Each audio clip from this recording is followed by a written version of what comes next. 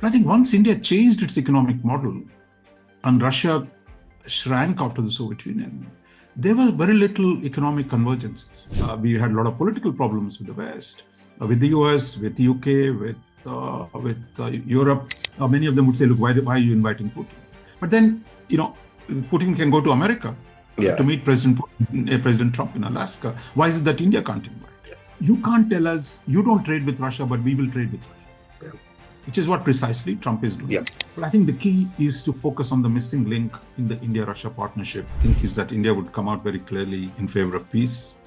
Because if you see some of the recent initiatives of Trump on Ukraine, India has actually welcomed them.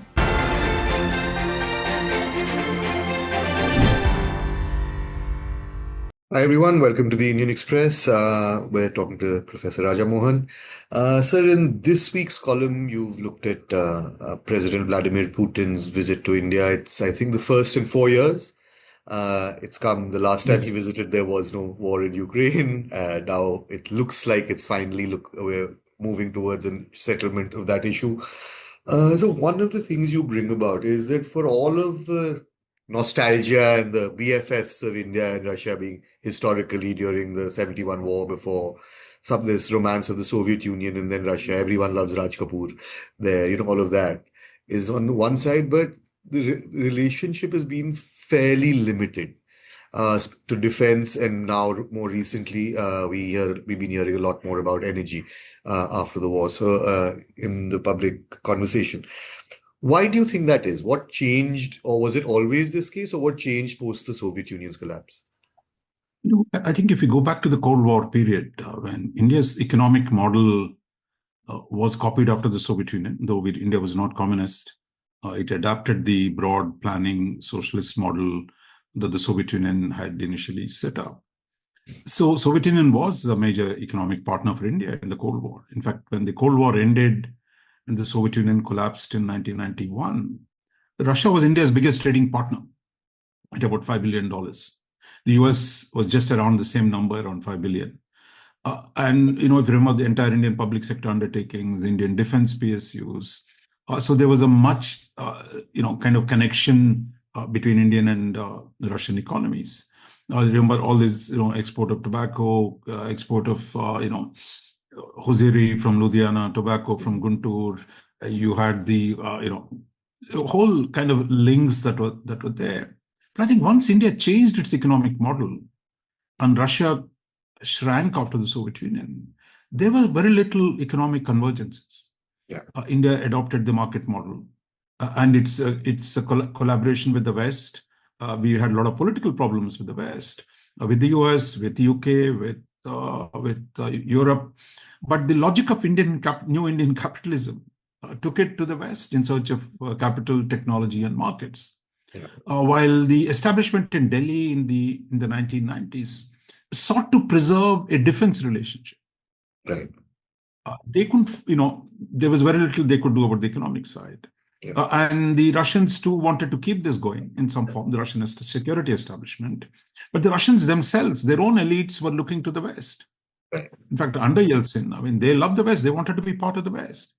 So really, there was very little convergence except the small community, the political class, the bureaucratic class that was interested in the Russian defense connection, and the Indian Foreign Office, if you can say, the old Soviet hands. They tried to hold on to a relationship, but in relation to the rest of the major power relationships, it began to shrink.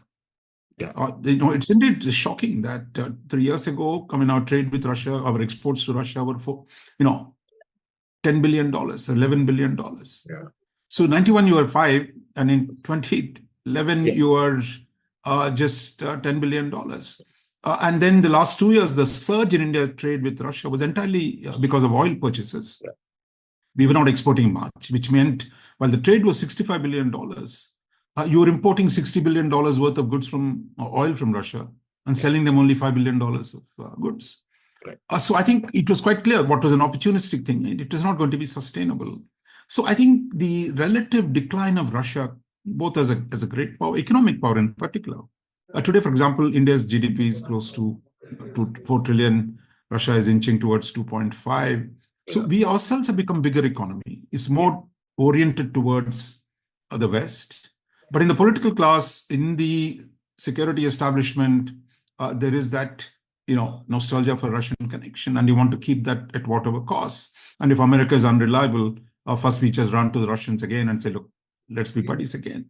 But I think what we're seeing this time is really an attempt to go beyond the security relationship and build a serious economic partnership. Right. So, another thing you touch on in the column, everyone should read it. It'll be on the IndianExpress.com. Is the world right now? I mean, even so, there's Russia, China on the one hand, which makes Delhi quite uncomfortable given our own fraught relationship with China. There's China, US. You never heard Trump talking about G2 recently. Now, depending on what happens with the Ukraine peace plan and process moving forward. So these three power, and then of course Europe, which is the other big factor. India is the second largest trading partner, arguably, and it's a very important partner after the US. Europe is going to be doing its own security architecture. Maybe over the next decade, they'll be spending more, but they'll also have to accommodate Russia now on its own terms. America is not the part security provider it used to be. So in all of this, there's two senses. One is that India sort of they're playing all sides, or that we could be friends with everyone, has, as you mentioned in the column as well. Has that run? I mean, does it need to be, as Gandhi would put, Satyagraha is not just passivity. I mean, you can be for peace and for multilateralism. What does an active multilateralism look like, rather than, I mean, beyond what we've been doing now?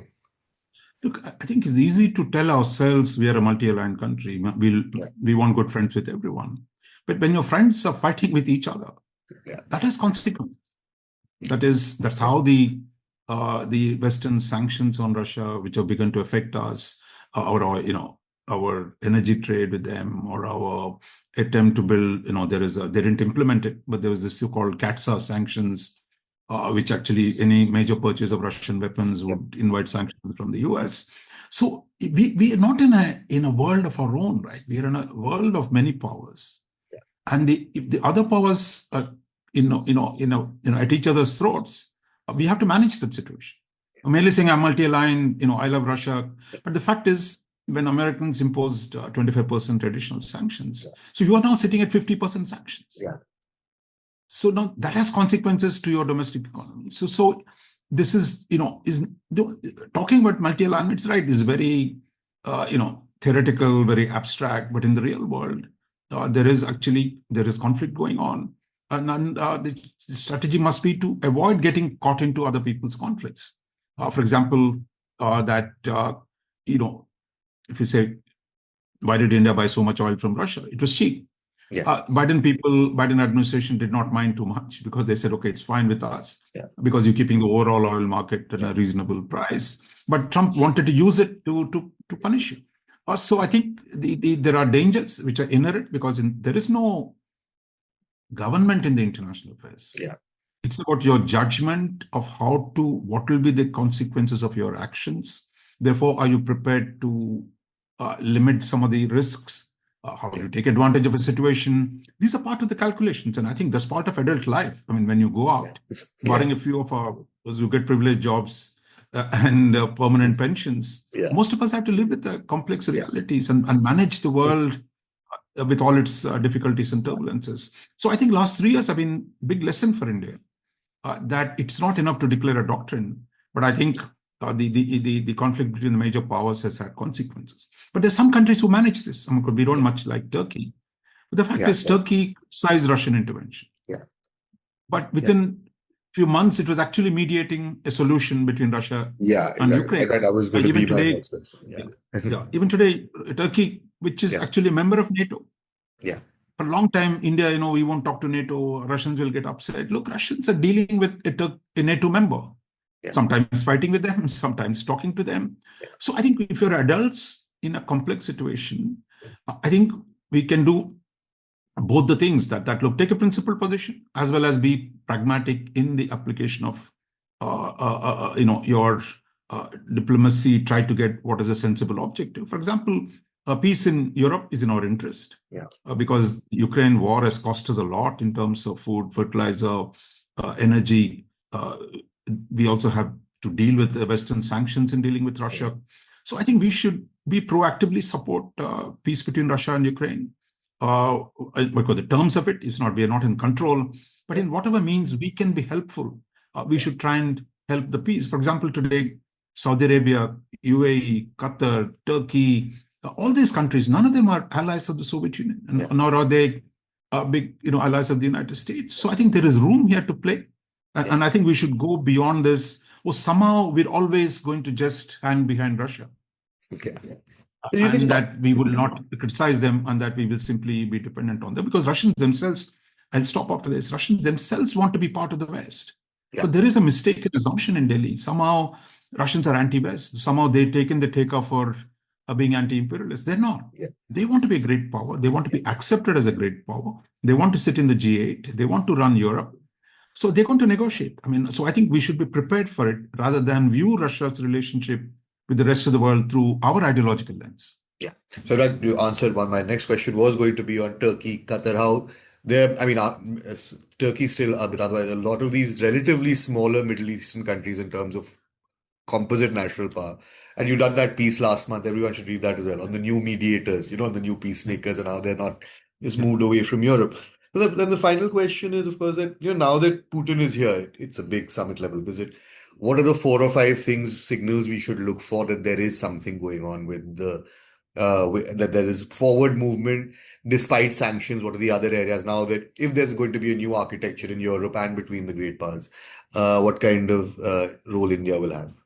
See, my hope, I think, is that India would come out very clearly in favor of peace.